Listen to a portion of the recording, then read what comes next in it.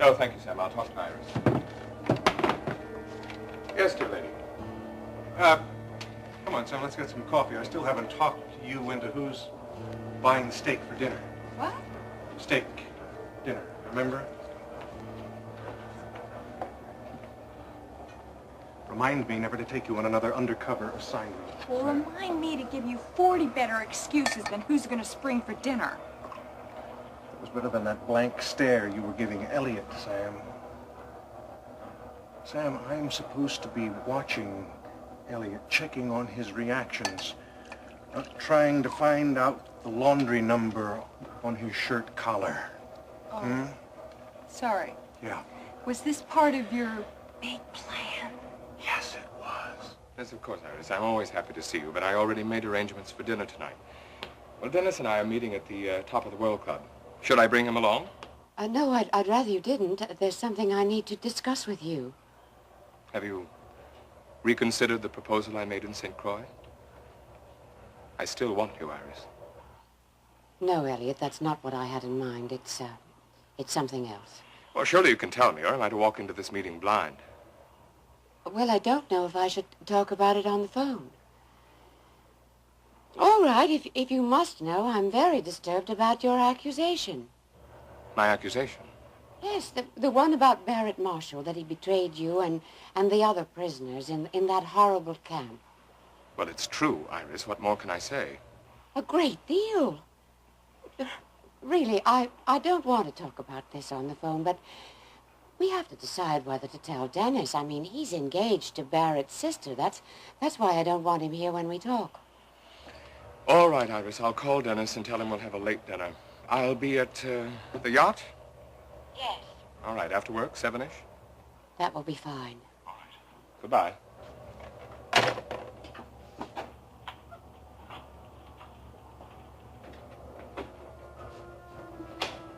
If that was supposed to shake him, it had about as much effect as a match on a glacier.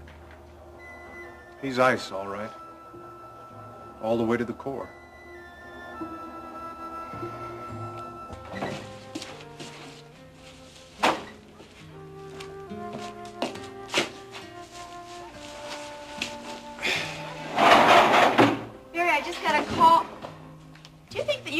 Those heavy bales? It's kind of hard to feed the horses without hay. Promised Max I'd look after them. I keep my promises, Jenny, honey. You ought to know. But you don't have your strength back yet. I'm getting stronger every day. But it's as though I'm draining your strength to do it. You look pale. Weak. Oh, I'm worried, that's all. About what? Me? About this mad scheme that you and Ryan Connor have. Do you realize that Elliot Carrington could be a dangerous man to bait? Yes. Don't you care?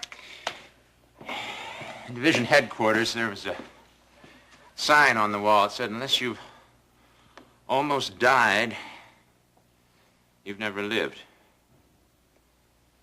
Never thought it was true before. Not even in Cambodia, but... You and Ryan are exactly alike. Why did you bring Ryan into this? He just called, wants you to come to his office, and he doesn't want me to come with you. Whatever it is that you two are doing is very risky, isn't it, Barrett? Yes. It involves some risk. Well, you're both crazy. Barrett, how can you do this to me? You just came home. What if I lost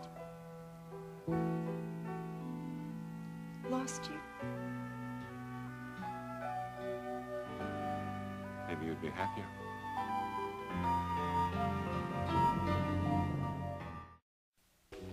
These are the specs on that microphone, Ryan? That's right. Listen, I don't want anything bigger than a martini olive. Elliot's trained in eavesdropping gear. He'd spot a plant in a minute. Okay, let's see, speaker wire, that's the works? That's it. Now listen, I'm going to need this inside 2 hours, okay? I've got to take it out of the boat and install it. Where'd you learn about all this stuff anyway? Oh, the same place I learned not to ask embarrassing questions. Sorry, boss. See, listen, Terry, I would have normally had Rick handle this, but, well, since our little scare last night, I just don't want Alex left without cover for even an hour or two. No, of course not. I mean, if there was a Prouder there, you... All right, Ryan. You know the Secretary's creed. Ours is not to reason why. Ours is but to do or die. Come on, you're not a secretary. Errand girl? No, you're a top executive assistant. You're Alex's good right arm. And mine, too. And besides, everybody knows who really runs World Oil, right? Gee, I thought I kept that a secret. Okay, now that I stroked your ego, would you mind getting that stuff for me? Oh, one more thing. I just want you to know that there's nobody I trust as much as I trust you. You got that? Thank you, Ryan. You know, there's nothing I wouldn't do for Alex. Or you. Get out of here, okay?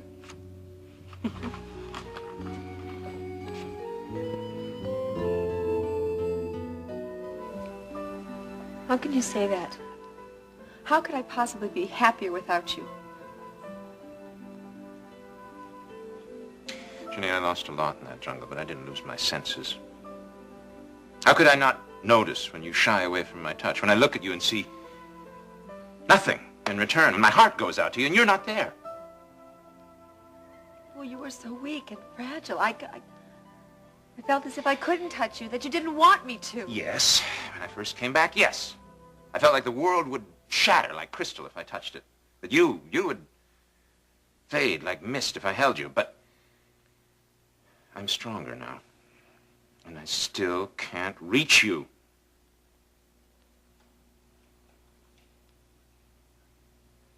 Have I changed so very much, Jenny? No, Barry, I changed. I tried to keep you in my heart. I told Steve stories about you. I went over and over all the hours we spent together. But little by little, the lines blurred and faded like an old picture. And one day, you looked and saw what? A stranger? Two strangers. You and the person I was. It's 5 years, Jenny. Was that so very long? It was when there's very little hope. All I had was a memory of you. I tried to wait. But there was so little hope.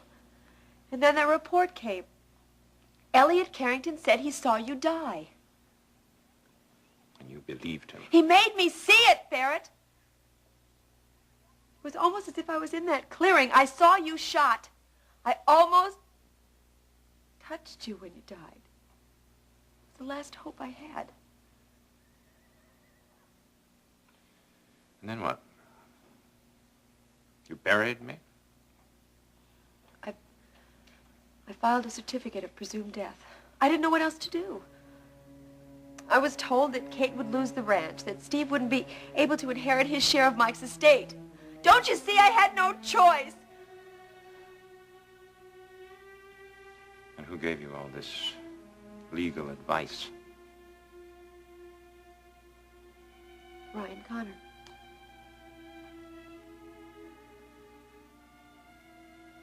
And then what? You put up a monument in your heart? Barrett Marshall, beloved husband, beloved father.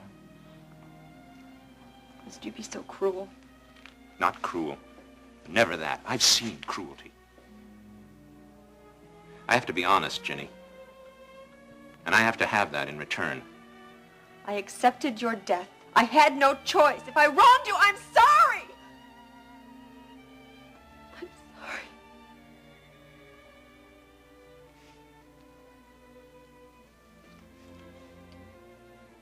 Get all of it, Jenny.